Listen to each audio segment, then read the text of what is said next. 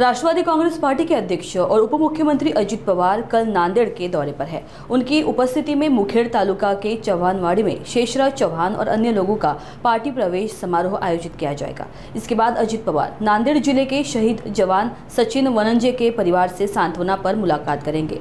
प्रताप पाटिल चिखलीकर ने पत्रकार परिषद में इसकी जानकारी दी। आदरणीय अजित दादा उद्या नांदेड़ जिल्ह्याच्या दौऱ्यावर येत आहेत।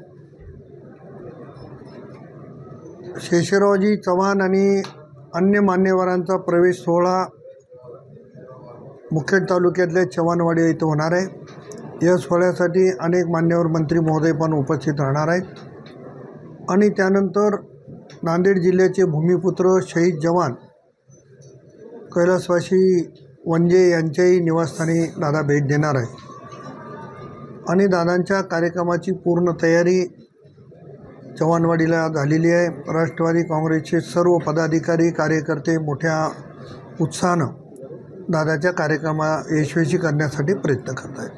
किती जण प्रवेश करणार आहेत? साधारणतः 100च्या वर आकडा जाईल अशी स्थिती आहे। मी आज दुपारी जाऊन परत आढावा घेणार आहे, पण 100च्या वर प्रमुख पदाधिकारी त्या ठिकाणी प्रवेश करणार जे काँग्रेसचे पुढे आहेत,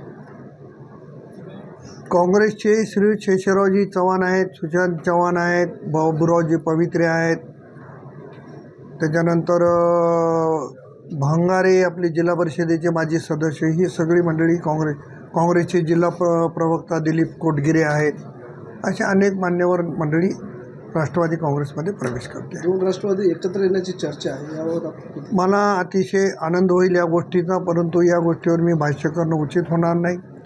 मी माध्यमाच्या मार्फतच ही बाब ऐकलेली आहे, त्यामुळे या गोष्टीवर माझी कोणाशी चर्चा झालेली नाही, परंतु आदरणीय नेते जो काही निर्णय घेतील त्या निर्णयाचं स्वागत आहे। यावं असं वाटते का? एकत्रित आल्यास ताकद वाढेल, निश्चितपणाने यावं असं माझं वैयक्तिक मत आहे।